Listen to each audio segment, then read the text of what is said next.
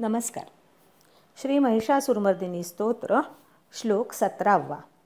श्लोक वाचूया. पदकमलं करुणानिलये वरिवस्यति योनुदिनं सुशिवे. ऐ कमले कमलानिलये कमलानिलयस्य कथं न भवेत्. तव पदमेव परं पदमस्त्विति शीलयतो मम किन्न शिवे. जय जय हे महिषासुरमर्दिनि रम्यकपर्दिनि शैलसुते. आता एक एक चरण म्हणूया.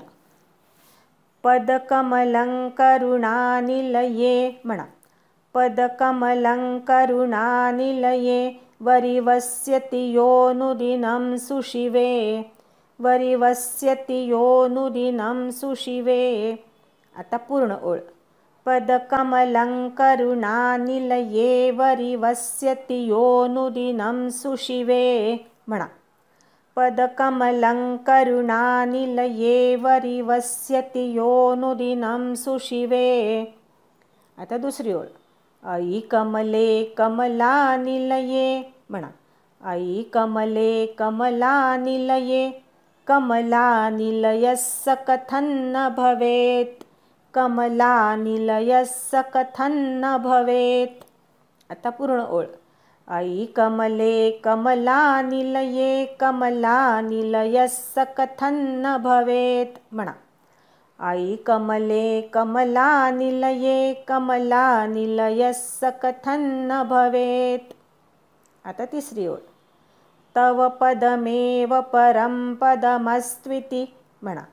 तव पदमेव परं पदमस्त्विति शीलयतो मम किन्न शिवे. शीलयतो मम किन्न शिवे.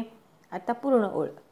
तव पदमेव परं पदमस्त्विति शीलयतो मम किन्न शिवे म्हणा.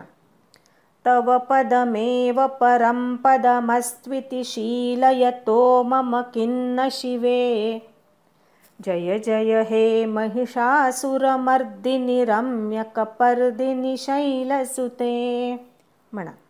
जय जय हे महिषासुरमर्दिनि रम्यकपर्दिनि शैलसुते. या श्लोकामध्ये पहिल्या ओळीमध्ये पदकमलं करुणानिलये या ठिकाणी पदकमलं ल वरचा अनुस्वार आहे, त्याचा उच्चार ङ असा करायचा. क ख ग घ ङ असतो तसा करायचा. पदकमलं करुणानिलये. पदकमलं करुणानिलये. वरिवस्यति. वरिवस्यति री ऱ्हस्व म्हणायचा. सलाय. वरिवस्यति ती पण ऱ्हस्व म्हणायचा. योनुदिनं यो नंतर अवग्रह आहे, तिथे एक मात्रा स्वर लांबायचा. योनुदिनं सुशिवे असं म्हणायचं. पदकमलं करुणानिलये वरिवस्यति योनुदिनं सुशिवे. दुसऱ्या ओळीमध्ये ऐ कमले कमलानिलये सरळच आहे. कमलानिलयस्य कथं न भवेत्. कमलानिलय नंतर विसर्ग आहे, त्याचा आघात पुढच्या स वर द्यायचा. कमलानिलयस असं म्हणायचं. स कथं न भवेत् थ वरच्या अनुस्वाराचा न उच्चार करायचा अर्धा. स कथं न भवेत् असं म्हणायचं. ऐ कमले कमलानिलये कमलानिलयस्य कथं न भवेत्. तिसऱ्या ओळीमध्ये तव पदमेव परं पदमस्त्विति इथपर्यंत चरणाचा पूर्वार्थ. पदमेव परं पदमस्त्विति अर्धा स त्याला अर्धा त आणि वी जोडाक्षराचा बरोबर उच्चार करायचा. तव पदमेव परं पदमस्त्विति ती ऱ्हस्व म्हणायचा. शीलयतो शी दीर्घ म्हणायचा. शीलयतो मम किन्न शिवे. की वरच्या अनुस्वाराचा अर्धा न म्हणायचा. किन्न शिवे. जय जय हे महिषासुरमर्दिनि रम्यकपर्दिनि शैलसुते. आता या गोष्टी सगळ्या लक्षात घेऊन हा श्लोक आपण पूर्ण म्हणूया. पदकमलं करुणानिलये वरिवस्यति योनुदिनं सुशिवे. अयि कमले कमलानिलये कमलानिलयस्य कथन्न भवेत् तव पदमेव परं पदमस्त्विति शीलयतो मम किन्न शिवे जय जय हे महिषासुरमर्दिनि रम्यकपर्दिनि शैलसुते म्हणा पदकमलं करुणानिलये वरिवस्यति योनुरिनं सुशिवे अयि कमले कमलानिलये कमलानिलयस्य कथन्न भवेत् तव पदमेव परं पदमस्त्विति शीलयतो मम किन्न शिवे जय जय हे महिषासुरमर्दिनि रम्यकपर्दिनि शैलसुते। आता 16वा आणि 17वा श्लोक एकत्र म्हणूया।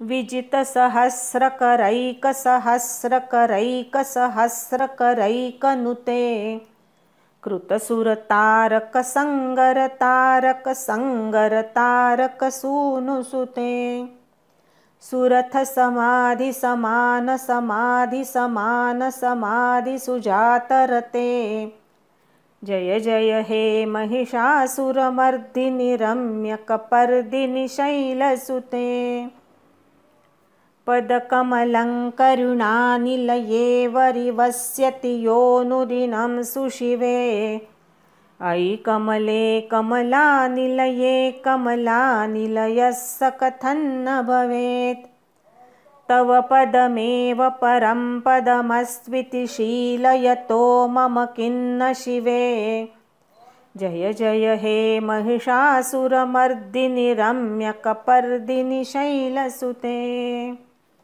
अंबा माता की जय। नमस्कार। श्री महिषासुरमर्दिनी स्तोत्र श्लोक 17वा श्लोक वाचूया। पदकमलं करुणानिलये वरिवस्यति योनुदिनं सुशिवे अयि कमले कमलानिलये कमलानिलयस्य कथन्न भवेत् तव पदमेव परं पदमस्त्विति शीलयतो मम किन्न शिवे जय जय हे महिषासुरमर्दिनि रम्यकपर्दिनि शैलसुते। असा हा श्लोक आहे। आता अर्थ बघूया। पदकमलम पदकमलम म्हणजे चरणकमल। करुणानिलये म्हणजे हे करुणामय हे दयामयी देवी। करुणेचा साठा करुणेचं घर करुणेचा निवास अशी तू दयामयी आहेस। पदकमलं करुणानिलये वरिवस्यति म्हणजे जो तुझी उपासना करतो या चरणांची जो पूजा करतो। वरिवस्यति यह शब्द आलाय पुढे यह म्हणजे जो। अनुदिनम यह अनुदिनम अनुदिनम म्हणजे दररोज। सुशिवे देवीला सुमंगले कल्याणी असं म्हटलंय। हे कल्याणी जो भक्त दररोज तुझ्या पदकमलांची उपासना करतो। हे करुणामयी हे दयामयी हे कल्याणी जो भक्त तुझ्या चरणकमलांची दररोज उपासना करतो त्याला काय प्राप्त होतं। अयि कमले कमलानिलये कमलानिलयस्य कथन्न भवेत्। प्रश्न विचारलाय। अयि कमले हे कमले देवीचं नाव आहे। कमलानिलये तू कमलकुंजामध्ये वास करणारी आहेस कमळात निवास करणारी आहेस। कमलानिलये कमलानिलयस्य कथन्न भवेत् आणि कमलानिलय म्हणजे लक्ष्मीचा निवास। स कथन्न भवेत् तो कसा होणार नाही असं पहिल्या ओळीशी याचा संबंध आहे। कमलानिलय म्हणजे विष्णू श्रीनिवास असे विष्णू भगवान की ज्यांच्या ठाई लक्ष्मीचा निवास आहे ते कमलानिलय। कमला शब्दाचे असे अर्थ आहेत पहा। अयि कमले कमलानिलये कमलानिलयस्य कथन्न भवेत् जो भक्त दररोज तुझ्या पदकमलांची पूजा करतो हे कमले तू कमलकुंज निवासिनी आहेस, अशा तुझ्या उपासनेनी तो जो भक्त आहे सह तो कमलानिलय कथन न भवेत, तो कमलानिलय म्हणजे विष्णुरूप कसा होणार नाही. तो भक्त विष्णुरूप होऊन जातो, तो धनधान्यानी लक्ष्मीनी समृद्ध होतो, असा याचा भाव आहे. यह वरच्या ओळीत आले, सह खालच्या ओळीत आले, जो आणि तो असा याचा अर्थ आहे 2 ओळींचा. तव पदमेव, तव पदमेव म्हणजे तुझे चरणच, एव म्हणजे तुझे चरणच, परमपदमस्तु इति, तुझे चरण हेच परमपद आहे. परमपद म्हणजे मोक्ष, तुझ्या चरणाशीच मोक्ष आहे, तुझे चरणच मोक्षदायक आहेत. इति असं शीलयतो, शीलयतः म्हणजे अशी भावना ठेवणाऱ्या मला, मम किन्न शिवे, हे कल्याणी मला काय बरं प्राप्त होणार नाही. तुझे चरणच परमपद आहे अशी निष्ठा ठेवणाऱ्या, अशी भावना ठेवणाऱ्या मला काय बरं प्राप्त होणार नाही, म्हणजे सगळंच काही प्राप्त होईल. याही ओळीत प्रश्न विचारले. जय जय हे महिषासुरमर्दिनी रम्यकपर्दिनी शैलसुते, हे शैलसुते तुझा केशसंभार अतिशय मनोहर आहे. हे महिषासुरमर्दिनी तुझा त्रिवार जय जयकार असो, असा या श्लोकाचा शब्दशः अर्थ आहे. देवीच्या कृपाळूपणाचं वर्णन केलं आहे. देवीच्या कृपेने सगळी समृद्धी कशी प्राप्त होते त्याचं वर्णन केलं आहे आणि आपलं कल्याणच होणार आहे, देवीच्या चरणाशी परमपदाची प्राप्ती होणार आहे असा विश्वास भक्तांनी या श्लोकामध्ये प्रगट केला आहे. पहा, जो भक्त देवीची अनन्य भावाने उपासना करतो, दररोज तिची साधना करतो, पूजा करतो, तिला शरण येतो, त्या आपल्या भक्तांवर देवी अवश्य कृपा करते, त्यांना धनधान्य संपन्न करते आणि परमपदाची प्राप्ती करून देते. भक्ताचं ऐहिक आणि पारलौकिक कल्याण करणारी अशी ती करुणामयी, दयामयी शिवा आहे, कल्याणी आहे, असा विश्वास या श्लोकामध्ये भक्तांनी प्रगट केलेला आहे. आता सरळ अर्थ बघूया. हे मंगलमयी करुणानिधान कमले, हे कमलवासिनी, जो तुझ्या पदकमलांची प्रतिदिन पूजा करतो त्याच्यावर तू कृपा कशी बरं करणार नाहीस, अर्थात करणारच. तो भक्त विष्णुरूपी होईलच, म्हणजे तो धनधान्य संपन्न होईल. मग तुझे चरण हेच परमपद मानणाऱ्या मला त्याची प्राप्ती का बरं होणार नाही, अर्थात होणारच.